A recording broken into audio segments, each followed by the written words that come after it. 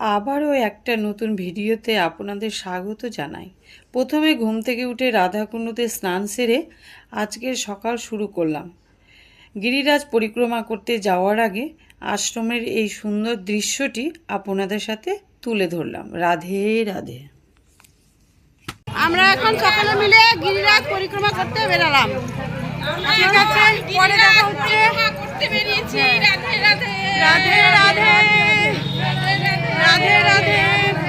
ভূখণ্ড থেকে প্রথমে রাধারানী এখানে আসেন, এসে কি করেন, এই যে সরোবরটা দেখছো, এর মধ্যে সমস্ত পদ্ম, তারপরে হচ্ছে আরও যে সমস্ত জলের মধ্যে ফুল ফোটে, সেগুলো ফুল নৌকোতে করে এখান থেকে তুলে নিয়ে ওই বনের মধ্যে থেকে সব ফুলের বাগান, সেইখান থেকে ফুল তুলে নিয়ে ফুল দিয়ে মালা গাঁথেন এখানে বসে থেকে।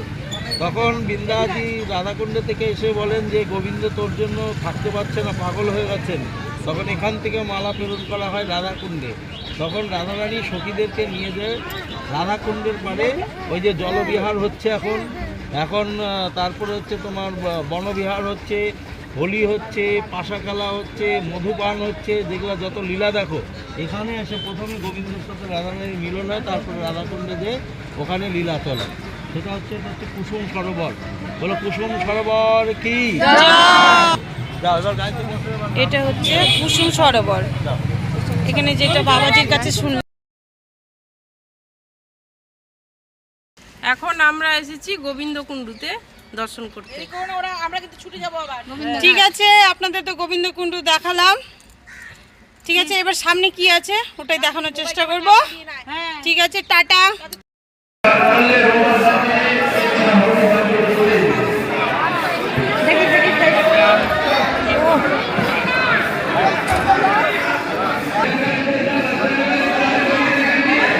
এটা আমরা গিরিরাজ পর্বত দর্শন করলাম।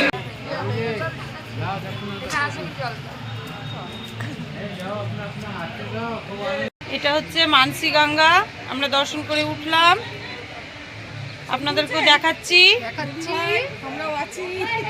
কিছু বলুন।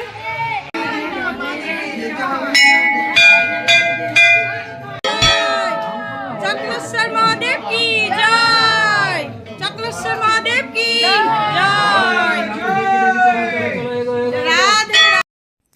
মথুরা ডে 2 এর পার্ট 2 দেখার জন্য চোখ রাখতে হবে আমার চ্যানেলে। রাধে রাধে।